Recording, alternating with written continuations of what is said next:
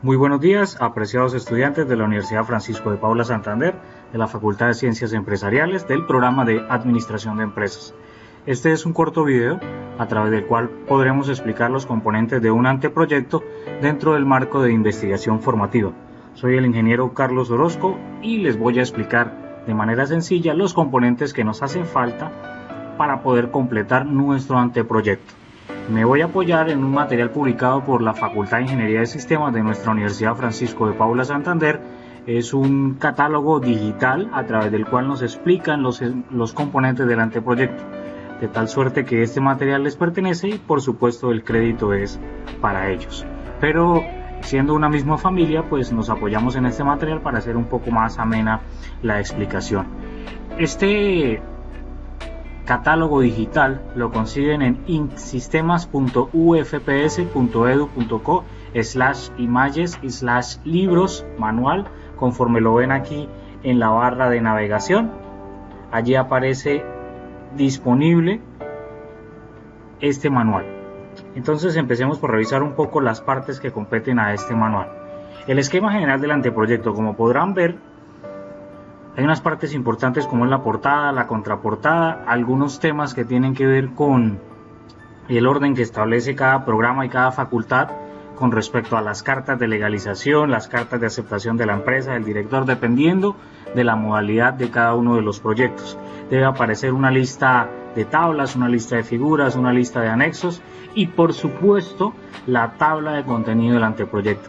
Es importante señalar en este momento que para nuestra biblioteca los proyectos se reciben basados y redactados conforme a la norma APA de la Asociación Americana de Psicología. En este momento acaba de estar publicada la sexta versión del año 2013.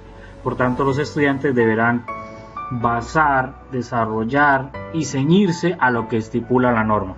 Este proyecto debe tener una introducción con un título, con un planteamiento o formulación del problema, con una justificación, con unos objetivos, uno general y mínimo 3 específicos. Debe señalar alcances y delimitaciones, teniendo en cuenta estos ítems por aparte, lo que es alcance, lo que es limitación y delimitación. En lo que concierne a este video explicaremos un poco lo que es el marco teórico referencial y el diseño metodológico.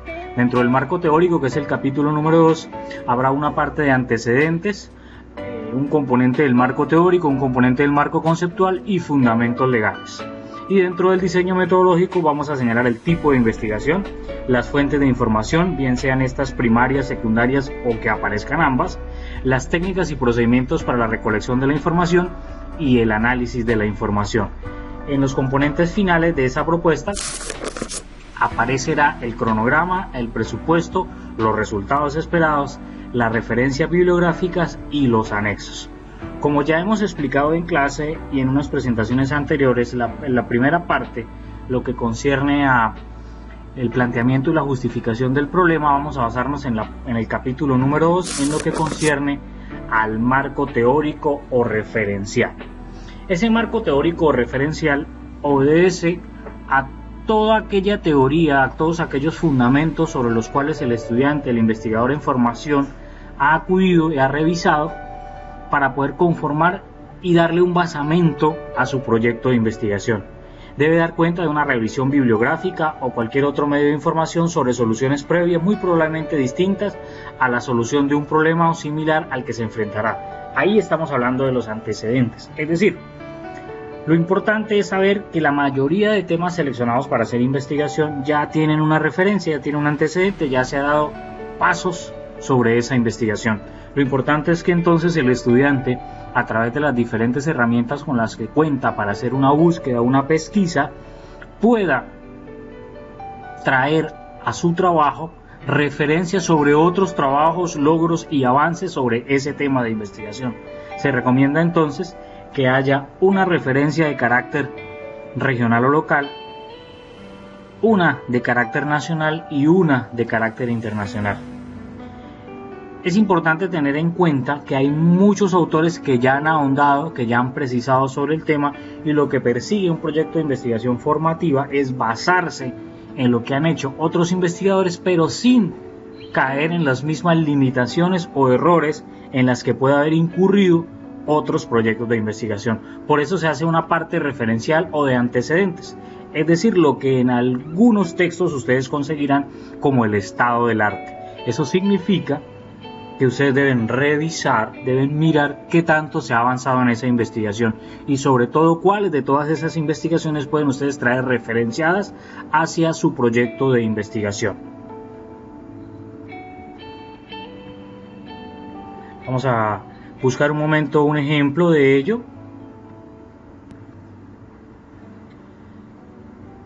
Retomamos entonces que en la parte de antecedentes o marco referencial usted debe sintetizar el contexto local, nacional y mundial en el cual se ubica el tema de la propuesta, el estado actual del conocimiento del problema, las brechas que existen y el vacío que se quiere llenar con el proyecto.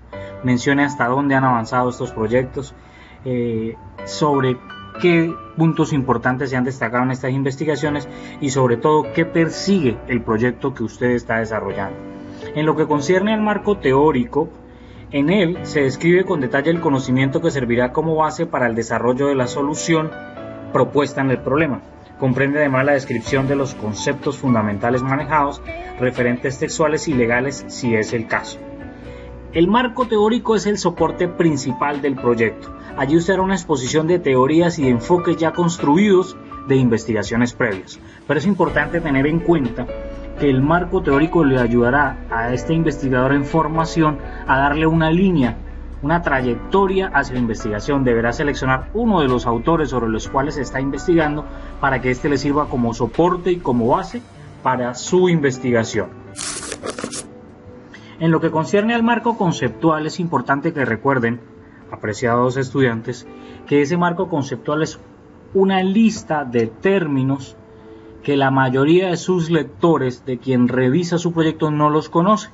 Es decir, son conceptos técnicos, conceptos puntuales, a los cuales se considera importante hacer una aclaración, una explicación, una profundización, y deben de quedar allí consignados y ordenados de manera alfabética. Ese es el marco conceptual. Y en lo que concierne a los fundamentos legales o a las bases legales, si es necesario, es importante señalar en orden jerárquico qué leyes, qué normas, qué reglamentos en ese momento tienen injerencia, pueden llegar a limitar o tienen directa relación con el proyecto que se está investigando, sean estas de carácter ambiental, sean estas de carácter comercial, sean estas de carácter jurídico, legal, en el que el proyecto pueda tener algún tipo de injerencia y pueda estar afectando alguna normativa que esté regulando la región, el sector, incluso la industria sobre la cual se piensa desarrollar el proyecto. Entonces veremos que la mayoría de proyectos sí tienen un basamento legal, sí tienen unas normas sobre las cuales se debe observar. Vamos a ver entonces un ejemplo de un proyecto en el capítulo 2 del marco teórico. Este es, por ejemplo, el capítulo 2, el marco teórico. Como podrán ver, hay una referencia de algunas investigaciones. Empieza observando la norma en lo que corresponde al autor, al año de publicación, y destaca de qué se trata el proyecto, cuáles fueron los logros y a qué conclusiones se llegaron. Por su parte, hay otra investigación ya de carácter nacional y otra de carácter internacional. En este caso es una Universidad de México a la que se está referenciando, hablando de igual manera de la intención fundamental del proyecto, sus objetivos, sus logros, sus conclusiones.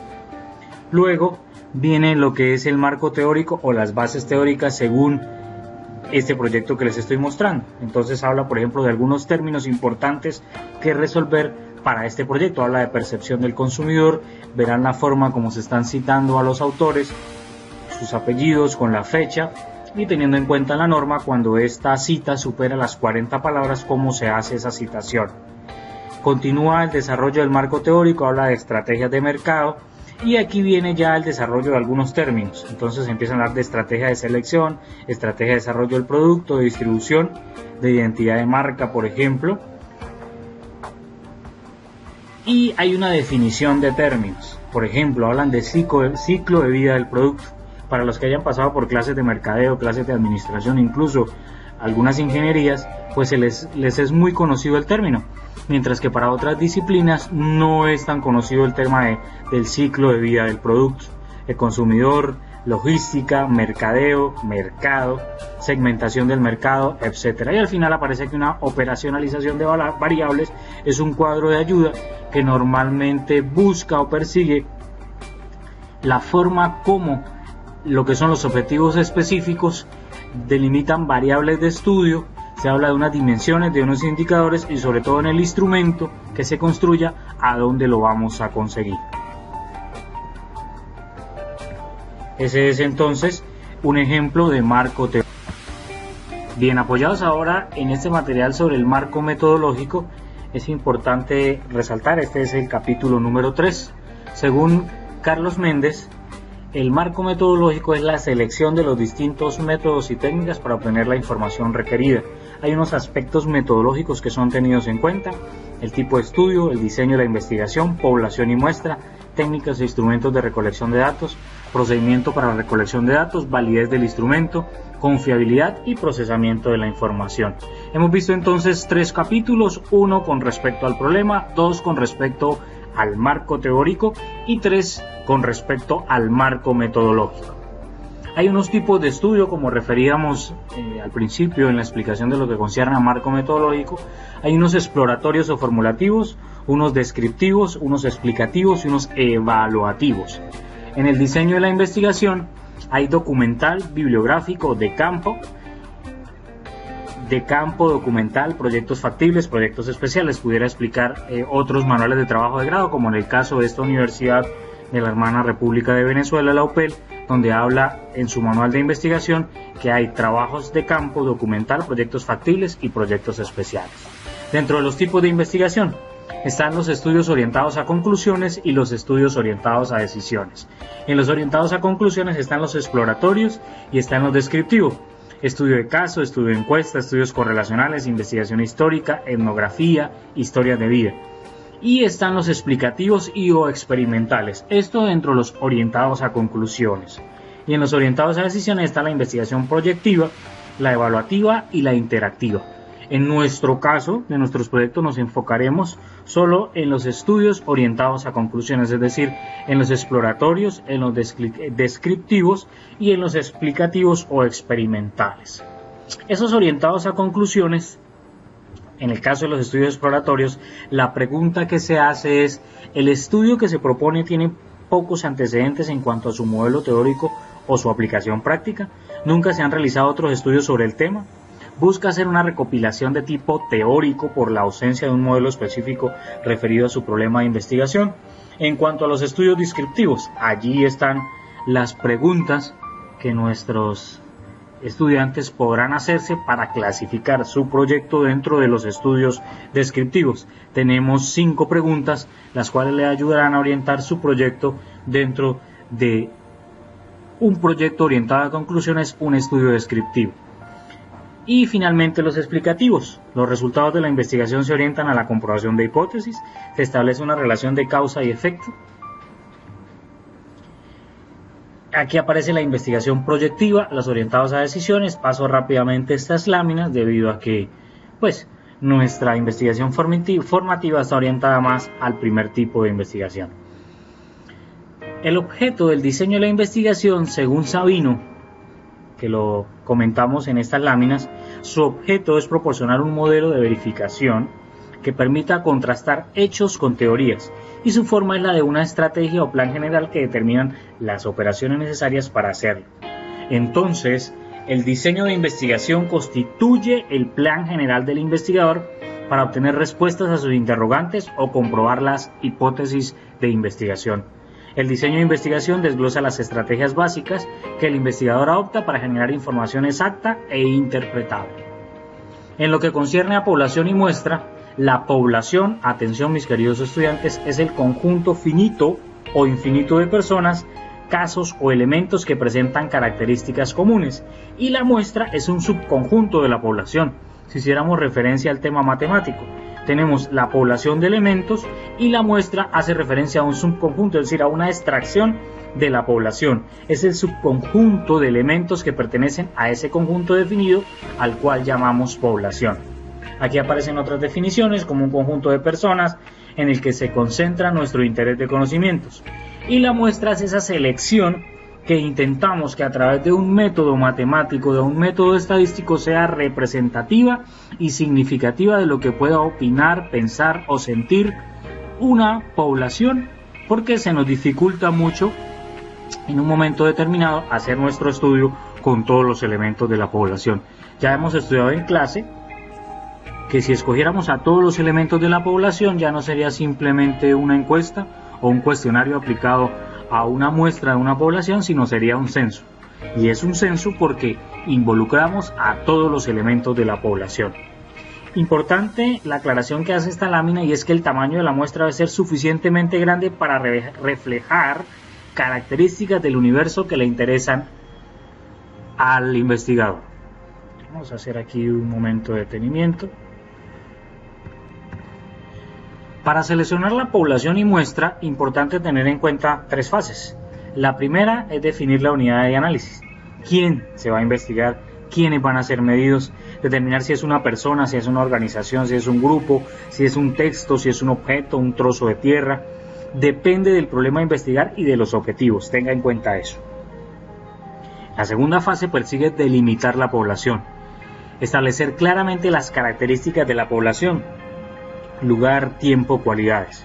Teniendo en cuenta estas dos fases anteriores, se procede a seleccionar la muestra, que es un subconjunto de elementos pertenecientes a la población y depende de los objetivos de su estudio, depende de los objetivos de su proyecto, el alcance, el enfoque y las contribuciones que usted espera hacer, la forma como va a seleccionar esa población.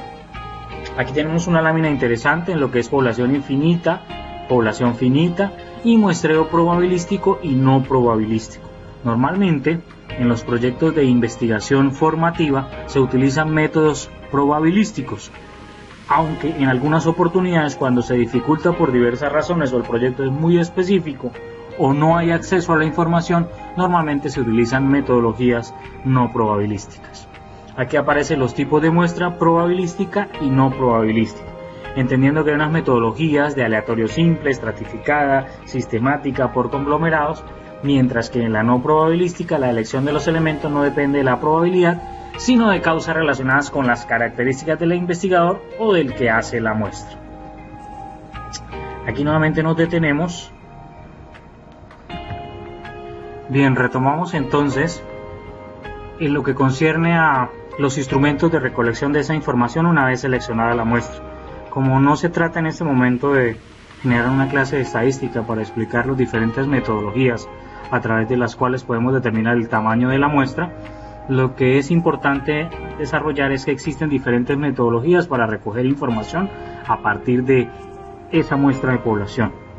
Esos instrumentos de recolección, bien sea un cuestionario, bien sea una entrevista, tienen que tener dos elementos fundamentales. Debe ser confiable y de alguna manera deben ser validados por un experto. La confiabilidad hace referencia a la consistencia interna del instrumento, el grado en que su aplicación repetida al mismo sujeto objeto produce iguales resultados. Debe ser confiable en la medida en que la información brinda de manera transparente, clara y fidedigna lo que piensa, lo que siente, lo que opina esa población que ha sido seleccionada en esa muestra. Y la validez tiene que ver con el grado en que un instrumento realmente mide la variable que pretende medir. La validez estudia la exactitud con la que se pueden hacerle mediciones significativas y adecuadas con un instrumento en el sentido que mida realmente el rasgo que pretende medir. Hay validez de contenido, validez de constructo y validez predictiva. Ahí encuentran ustedes las tres formas a través de las cuales se puede validar contenido. La validez de contenido normalmente se hace con juicios de expertos y también existen unas metodologías. La confiabilidad es ausencia relativa de error de medición en el instrumento, es decir, en este contexto el término confiabilidad es sinónimo de precisión. Ahí aparece método de consistencia interna, medida de reaplicación de prueba, confiabilidad por test-retest y medidas versiones equivalentes. Y en cuanto a los procedimientos para estimar la confiabilidad de consistencia interna, hay varias metodologías. Las más conocidas son las de Kuder-Richardson, la de Alpha de Cronbach, las dos mitades corregido por la fórmula de Spearman-Brown y el método de Hoyt. Esas son las 4 metodologías. Eso es entonces, estimados compañeros, lo que tenemos que decir con respecto a marco teórico y marco metodológico.